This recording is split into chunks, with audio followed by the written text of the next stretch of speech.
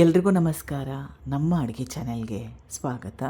ಇವತ್ತಿನ ವಿಶೇಷ super simple ಆಗಿರೋ ಪಲ್ಯದ ರೆಸಿಪಿ. ಚಪಾತಿ, ಅನ್ನ ಸಾರು, ತಿಳಿ ಸಾರನ್ನು ಮೊಸರನ್ನ ಜೊತೆಗೆ ಬೆಸ್ಟ್ ಕಾಂಬಿನೇಷನ್ ಇದು. ಮೊದಲನೇ ಸ್ಟೆಪ್ಪಲ್ಲಿ ಬಾಣಲೆ ಇಟ್ಕೊಂಡಿದ್ದೀನಿ. ಎಣ್ಣೆ 2-3 ಚಮಚದಷ್ಟು.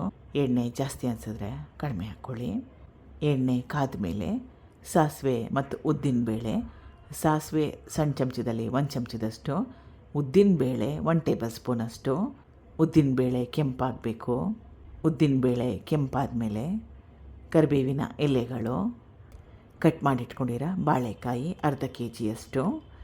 ಬಾಳೆಕಾಯಿ ಇಷ್ಟ ಇಲ್ಲ ಅಂದರೆ ಇದಕ್ಕೆ ಬದಲಾಗಿ ನಿಮಗೆ ಯಾವ ತರಕಾರಿ ಇಷ್ಟ ಆ ತರಕಾರಿಗಳನ್ನ ಉಪಯೋಗ ಮಾಡ್ಬೋದು.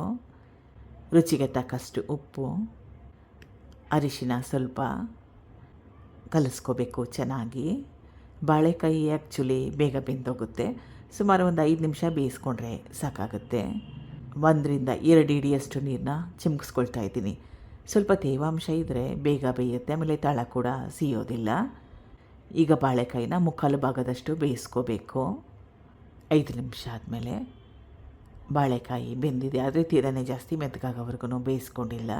ಸಾರಿನ ಪುಡಿ ಸಣ್ಣ ಚಮಚದಲ್ಲಿ 1 ಚಮಚದಷ್ಟು. ಅಚ್ಕಾರದ ಪುಡಿ ಬಣ್ಣಕ್ಕೋಸ್ಕರ ಇದು ಕೂಡ ಸಣ್ಣ ಚಮಚದಲ್ಲಿ 1 ಚಮಚದಷ್ಟು ಕಲಿಸ್ಕೋಬೇಕು. 1-2 ಚಮಚದಷ್ಟು ನೀರನ್ನ ಚಿಮ್ಕಿಸ್ಕೋಬೇಕು. ಸಾರಿನ ಪುಡಿ ಅಚ್ಕಾರದ ಪುಡಿ ಹಾಕ್ಕೊಂಡ್ಮೇಲೆ ಮತ್ತೊಮ್ಮೆ 1-2 ನಿಮಿಷ ಬಿಸಿ ಮಾಡಿಕೊಂಡ್ರೆ ಸಾಕಾಗುತ್ತೆ. ಕೇವಲ 5 ನಿಮಿಷದೊಳಗಡೆ ಈ ಪಲ್ಯನ ರೆಡಿ ಮಾಡ್ಕೋಬೋದು. ಟ್ರೈ ಮಾಡಿ ಒಂದು ಸಲ. ಸುಲಭ ಕೂಡ, ಟೇಸ್ಟಿಯಾಗಿ ಕೂಡ, ರುಚಿಕರವಾಗಿ ಕೂಡ ಇರುತ್ತೆ. Thank you for watching. ಧನ್ಯವಾದಗಳು.